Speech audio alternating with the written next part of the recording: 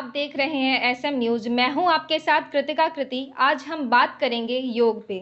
योग एक ऐसा विषय है जो हमारे लिए वर्तमान समय में विकल्प नहीं बल्कि हमारी मूलभूत आवश्यकता बन चुका है। तो ऐसे में वर्तमान समय में जिस तरह से आप हालात देख रहे हैं, रोज नई नई संक्रमण, नई नई महामारी, अभी corona, black fungus, white fungus, ना जाने क्या कुछ आ रहा है। ऐसे में जब मेडिकल साइंस और पूरा मेडिकल सिस्टम फेल दिख रहा है तो हमारा ध्यान बस एक ही और जाता है और वो है योग। आज हमारे साथ योग विषय पर खास जानकारियां प्रदान करने के लिए ऋतंभरा दीदी, इनका पूरा नाम है योग ऋतंभरा भारती। ये योग प्रचारक हैं सुपौल जिले की। तो आइए आज हम दीदी से बात करते हैं और जानते हैं कुछ खास जानकारियां। प्रणाम दीदी। दीदी, हम ये जानना चाहते हैं कि इस वर्तमान हालात में योग हमारे लिए किस प्रकार उपयोगी है। योग हमारे लिए सभी प्रकार से उपयोगी है। जैसे आजकल कोरोना महामारी में हम लोग योग से ही बच सकते हैं।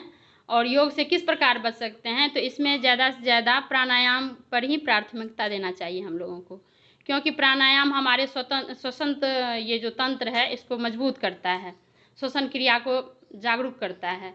और हम लोग कोरोना से बचेंगे और ब्लैक फंगस, वाइट फंगस जो भी आ रहा है उसको कुछ भी नहीं करेगा अगर हम योग प्रतिदिन करते रहेंगे। और प्राणायाम जो है इसमें शुरुआत है भस्त्रिका, जो पहला प्राणायाम है। तो भस्त्रिका हमारे फेफड़ा को बहुत ही मजबूत करता है, सबल बनाता है। हम कोरोना से निश्चित रूप से बच पाएंगे पहला प्राणायाम अगर हम 5 मिनट नित्य प्रतिदिन करेंगे तो।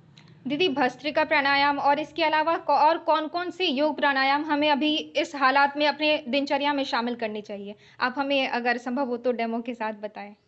तो भस्त्रिका प्राणायाम है पहला। ऐसे करते हैं, इसे सीधे बैठते हैं, कमर गर्दन सीधा, और इसे लंबा गहरा सांस के साथ करते हैं इस तरह से।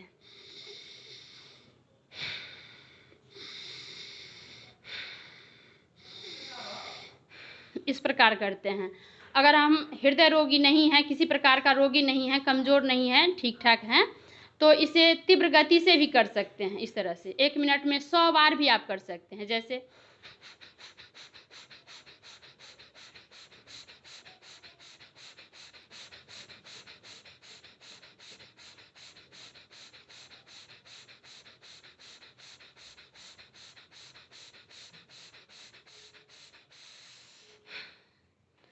तो इस तरह से अगर हम भस्त्रिका प्राणायाम को रोज करेंगे, नियमित करेंगे, तो हमारा फेफड़ा इतना सबल हो जाएगा कि कोरोना कुछ भी नहीं कर सकता और प्रैक्टिस भी अच्छी हो जाएगी, जैसा हमने अभी अभी देखा।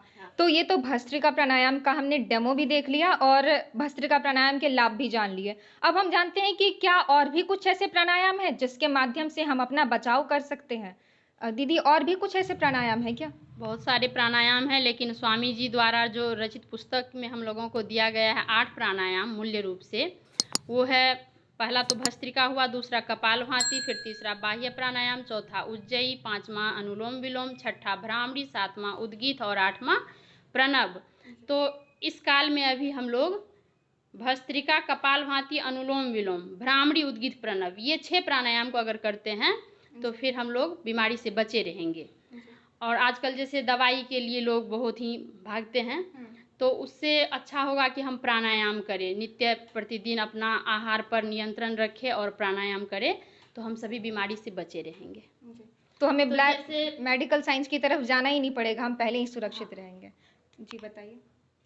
तो फिर ये ब्लैक फंगस जैसे आता है, तो इसके लिए आप आँखों के लिए सूक्ष्म व्यायाम करिए, और चेहरा के लिए कपालभाति तो है ही, मास्टर ऑफ प्राणायाम है, धरती की संजीवनी कहा गया है इसे। तो आँख के लिए एक सूक्ष्म व्यायाम मैं बता रही हूँ। जैसे आपके हाथ में एक पेन है या उंगली से आप कर सकते हैं, ऐसे करके सीधे ले जाइए, फिर उसको देखते देखते वापस आइए, जहाँ से आपको 2 उंगली दिखना शुरू हो जाएगा वहाँ से फिर आप वापस आगे ले जाइए, या कलम रखिए हाथ में, फिर ऐसे करके आप सिर को नहीं घुमाएंगे, सिर्फ कलम को ले जाएंगे बगल, फिर दूसरे साइड अपोजिट ऐसे करके आप लाएंगे, सिर सामने ही रहेगा। मतलब हमें सिर में रोटेशन नहीं लाना है, बल्कि हमें अपनी आँखों को मूवमेंट देना है ताकि आँखों को हम बचा सकें। फिर आँख से भी आप कर सकते हैं, जैसे सीधे बैठे हुए हैं, आँख से आप चारों तरफ घुमा सकते हैं, गिनती से भी कर सकते हैं, 1 2 3 4 5 इस तरह से।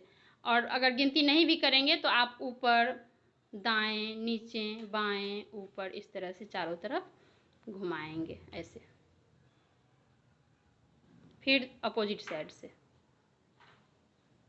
तो आँखों के लिए ये सूक्ष्म व्यायाम बहुत ही कारगर होता है। जी। और दीदी हमें ये भी जानना है कि श्वासों के लिए सबसे ज़्यादा समस्या अभी सर्दी, जुकाम, फेफड़े और श्वास से जुड़ी है। तो इसके लिए हमें भस्त्रिका के अलावा और को क्या कुछ प्राणायाम शामिल और करना चाहिए? कपालभाति और अनुलोम विलोम, ये 2 प्राणायाम मुख्य है।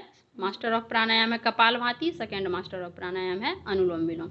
तो कपालभाति ऐसे करेंगे, क्योंकि गलत करने से फिर गलत प्रभाव भी होगा। जी। तो सही हम कैसे करें? हाथ को ज्ञान मुद्रा में रखें, कमर गर्दन सीधा रख करके हर सेकंड के साथ सांस को बाहर फेंकेंगे, पेट में झटका लगाएंगे नाभि प्लेस में, 1 सेकंड में 1 बार इस तरह से।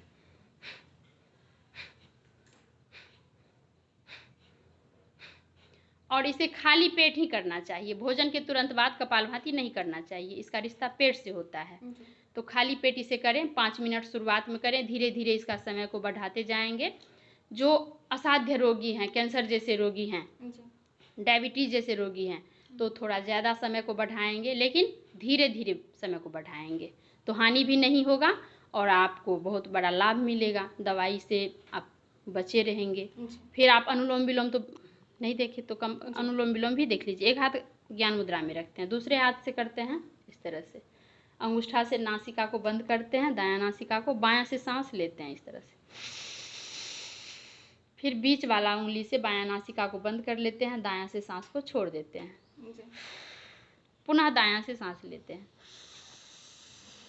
फिर बायां से छोड़ते हैं, लगातार इस तरह से।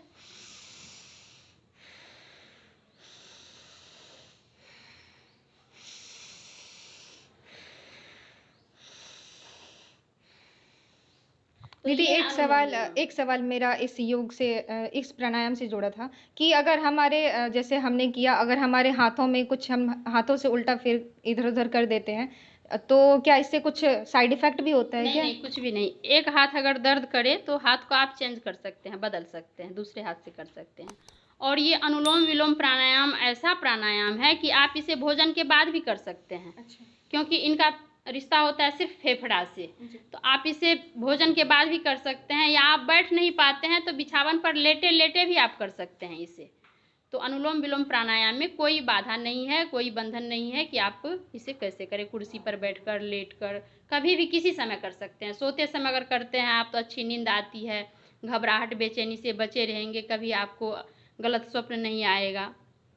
मतलब अनुलोम विलोम प्राणायाम अभी के समय के लिए रामबाण है, जिसमें आपको बहुत अधिक मेहनत भी नहीं करनी पड़ेगी।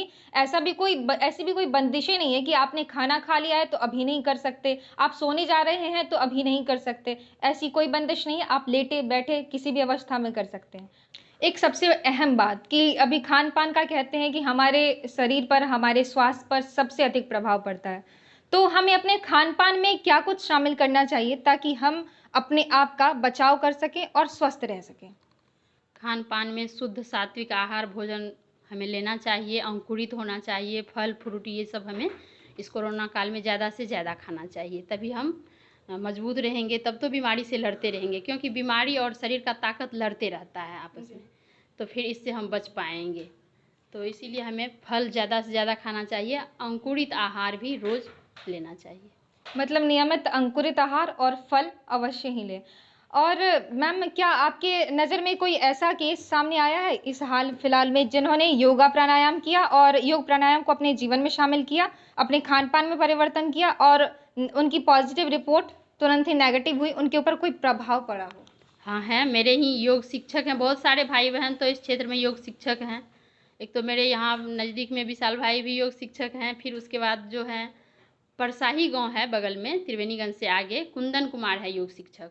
वो कोरोना पॉजिटिव हो गया था, लेकिन प्राणायाम करते करते वो निगेटिव हो गया और गिलोय का काढ़ा भी पीता था।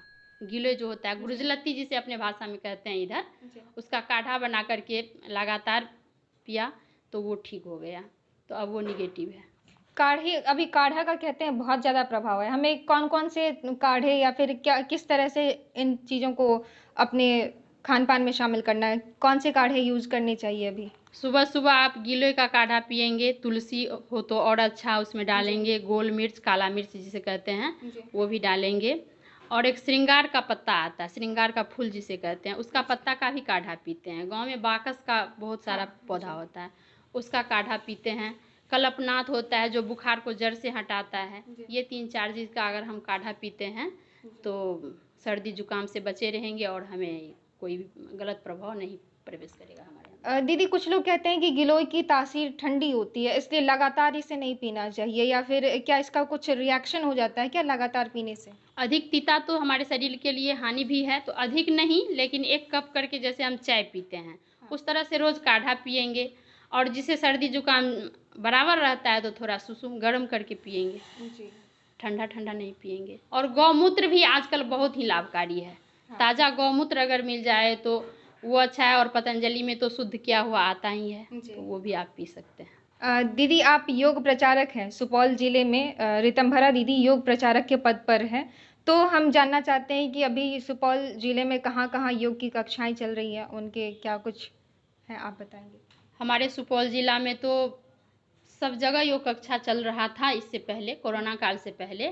लेकिन लॉकडाउन के बाद क्या हुआ कि इकट्ठा तो कर नहीं सकते लोगों को, तो जिनको मैं योग प्रशिक्षण दी हूँ तो वो अपने घर में नियमित रूप से सभी योग शिक्षक शिक्षिका जो हैं वो तो कर ही रहे हैं, और हमारे जितने भी साधक हैं वो भी अपने घर में नियमित रूप से योग कर रहे हैं और कोरोना से बचे हुए हैं अभी। बहुत बढ़िया। मैं ये भी जानना चाहती हूँ कि जैसे आप योग प्रचारक हैं, तो आप लोगों को योग, आयुर्वेद, इन सारी चीज़ों से जुड़ी जानकारियाँ, सुझाव देते होंगे। तो आप हमारे दर्शकों को आखिर में कुछ सलाह सुझाव दे दीजिए, जो कोरोना पॉजिटिव है उनके लिए, जिनके मन में भय शंका है, उन्हें बचाव के लिए। तो उनके बचाव के लिए यही होगा कि हम नियमित रूप से सुबह सवेर जगेंगे, जल्दी जगेंगे। सुबह का हवा 100 दवा से भी ज़्यादा होता है, तो सुबह सवेर जगेंगे। उसके बाद नित्य प्रतिदिन योगाभ्यास करेंगे, जितना ही बन पाए, ज़बरदस्ती नहीं करना है शरीर के साथ। और प्राणायाम तो निश्चित रूप से करेंगे सुबह शाम खाली पेट। और उसके बाद कुछ दवा भी आप यूज करते हैं जैसे, तो आपको कोरोनिल किट मिलेगा, एक पतंजलि में आया हुआ है, वो बहुत ही रोग प्रतिरोधक क्षमता को बढ़ाता है, हमें बीमारी से बचाएगा। तो आप कोरोनिल किट का प्रयोग करिए। उसके बाद आप अपने ताकत को बढ़ाने के लिए बादाम पाक, पावर बीटा, ये सब का भी प्रयोग कर सकते हैं भोजन के साथ साथ। मतलब कोरोनिल किट से भी आप अपने आप का बचाव कर सकते हैं, लेकिन योग को साथ में अवश्य ही शामिल करें। तो आज हमने बात की ऋतंभरा दीदी से, ऋतंभरा भारती जी से। इन्होंने आपको बहुत सारी ऐसी उम्दा जानकारियां दी जिससे आप इस भयावह हालात में अपना रख रखाव कर सकें। और एक और बात ये आपकी एंकर की तरफ से है कि आप अपने आप को सबसे ज़्यादा खुश रखने का प्रयास करें। अब अगर आप खुश हैं तो फिर सब बेहतर है, और इस खुशी का भी एकमात्र माध्यम समझिए कि योग ही है। योग को जरूर शामिल करें। तो दीदी, आपका बहुत बहुत धन्यवाद, आपने हमारे एसएम न्यूज़ पर अपना बहुमूल्य समय दिया। और हमारे सहयोगी देव का भी बहुत बहुत धन्यवाद, जिन्होंने अपनी योगा डेमो के माध्यम से आप लोगों को भी सुझाव दिया और अपनी तरफ से दिखाया, ताकि आप लोगों तक सही जानकारी पहुंच सके। तो thank you so much all of you. And viewers, हमारे प्लीज़ हमारे चैनल को सब्सक्राइब जरूर करें, ताकि आपके सामने और भी ऐसे कई बेहतरीन वीडियो आ सके। और हाँ, अगर हमारी ये वीडियो आपको पसंद आई हो तो आप वीडियो को लाइक करना ना भूलें। और हाँ, लाइक करने के साथ शेयर भी जरूर करें, ताकि आपके अपनों तक भी सही जानकारी पहुँच सके। धन्यवाद।